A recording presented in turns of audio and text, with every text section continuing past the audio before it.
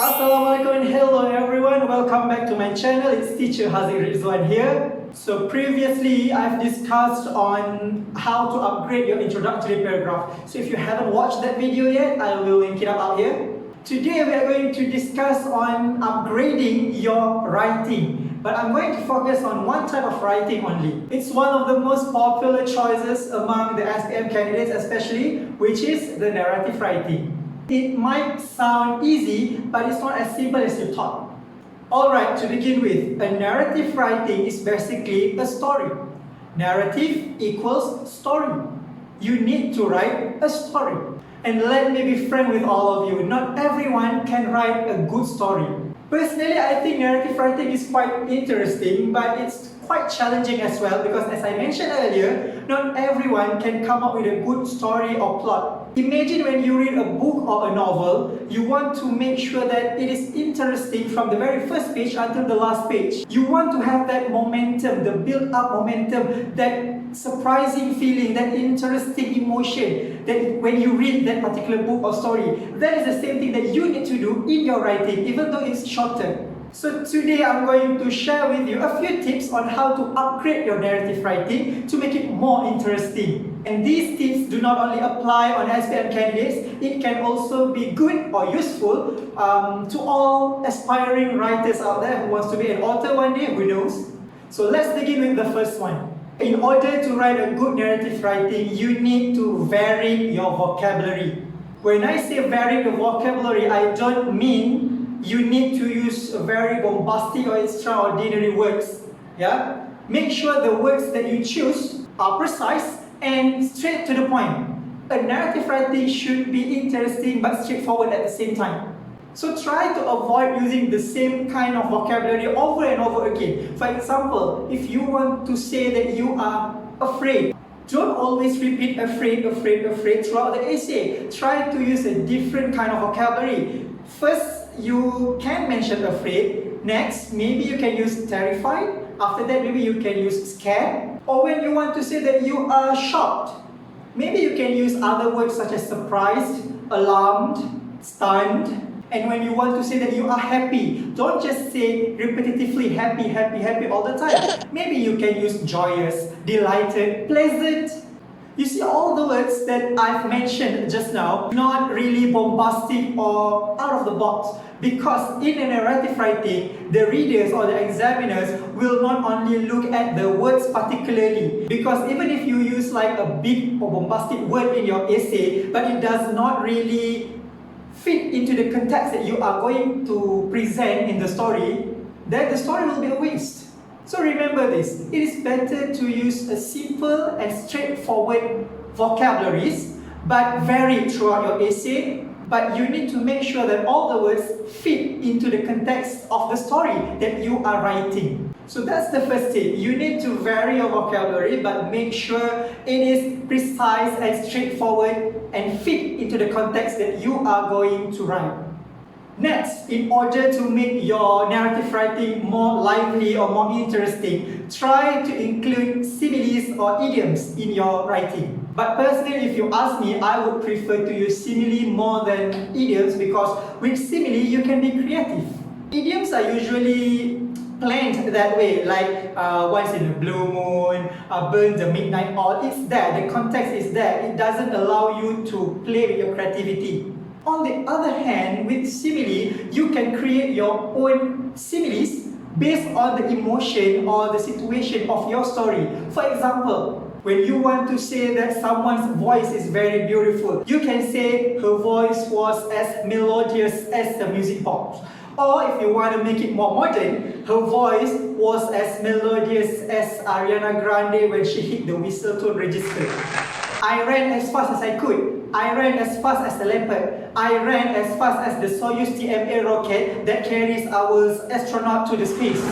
The usage of simile in your writing, it doesn't only give more description on your writing, but it also gives some kind of sense of humor in your writing, and that's actually quite interesting.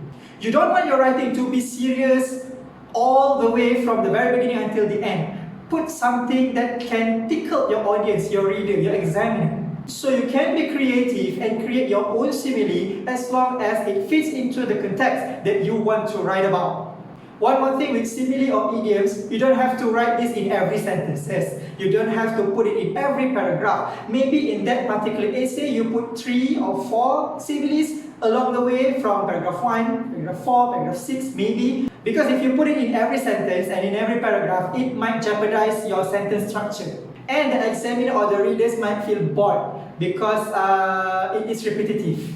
So try to limit the usage of similes, but put it in your writing. I believe when you write a narrative writing, you also need to be descriptive at the same time. So the third tip is to be detailed with your explanation. Use the 5 wives, 1 husband technique, which is the who, what, when, why, where, and how. So when you construct your paragraph or your writing, try to ask these 6 questions and arrange it in the manner of a story. I'll give you an example. It was a gloomy Sunday morning when I was laying on my bed, where reading the entertainment magazine, flipping through the pages, what? With my cat, who? I've nothing to do and I finished all my homework. That's why I'm being lazy on my bed. Why? As I flipped through the pages quickly, how? I saw a picture. And then you continue with the next situation using more or less the same structure. It's not necessary to ask all the 6 questions at one time. Maybe you can include who, when, and how, or what, why, and where, or how, who, and why. If it's necessary to put everything there. Use this as a guide for you to have more ideas on what to write and to be detailed, specific with that particular writing. And also by doing this, I believe your narrative writing will be more organized and more descriptive because you are talking and writing about everything using all the 5 senses. Moving on to the 4th tip, which is use dialogue. Dialogues. It sounds simple, but most candidates forgot to include dialogues in their narrative writing. Try to look through some books or novels that you've read. There must be a few dialogues in that particular novel to make it more lively, to make it more interesting. If you keep on narrating everything from the very beginning until the end, you are telling, not showing. When you are writing, you need to show, not tell. Instead of saying, my mom got angry with me, my mom shouted at me, my mom told me that I am a very lazy student. Try to change it into a dialogue. You are so lazy, why are you being like this? My mother scolded me with a very high-pitched voice. So when the readers are reading your narrative writing, they can actually play along with the dialogues. They know, oh, high-pitched, so maybe I should read this in a high-pitched manner. Oh, she is smiling, I'll be smiling as well. Oh, she's sad, I will be sad too. Dialogues give you emotion and give you the soul of your writing. So please include dialogues in your writing. You can even start your narrative writing by using dialogues. I use this all the time in my books, in my novels. If I don't have any idea on how to begin my paragraph or how to begin with a certain chapter, I'll start with a dialogue. Because a dialogue is one way of communicating with the audience, with the readers, and also among the characters. And as I mentioned earlier, it gives you soul. It sets the mood of the readers into a particular situation. So use dialogue. Last but not least, try to not put too many characters in your writing. If you are writing a short story, an essay for SPM candidates, you have around 350 words only to write. So don't put more than 3 characters in your particular story. Because sometimes, not just the readers, but you will be confused with your story. Limit the number of characters, and these characters need to be introduced in the very earlier part of the essay. Maybe the first 2 paragraphs, you need to set the mood, set the characteristics of that particular characters in your writing. Do not add an additional character towards the end of your essay. You are writing a short essay, not a script for a TV series. So limit the number of characters, introduce them in the earlier parts of the essay, and do not introduce new character at the end of the essay. So there you go, 5 tips on how to upgrade your narrative writing. I hope this will help you in order to organize your writing to be more interesting. Before I end this video, a few more tips, additional tips that I think is important for you to know. When you are writing a narrative story, the tenses should be in simple past because it is a story, it's already been told. And when you are writing the dialogues, it should be in simple present because that particular character is actually saying that words or that phrase at that particular time.